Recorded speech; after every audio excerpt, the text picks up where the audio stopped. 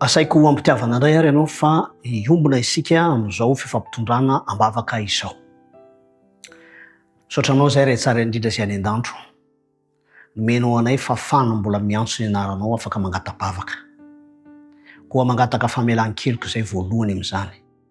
Anananay antoka fa mamaly izao vavaka izao no miaino izao vavaka izao. Namanay izay tsy maintsy andefa ny zanany hitsabo izany any ivelany. Eny Tompo malalo apetraka eo am-pelantaninao sahady ny fitsaboana rehetra izay atao.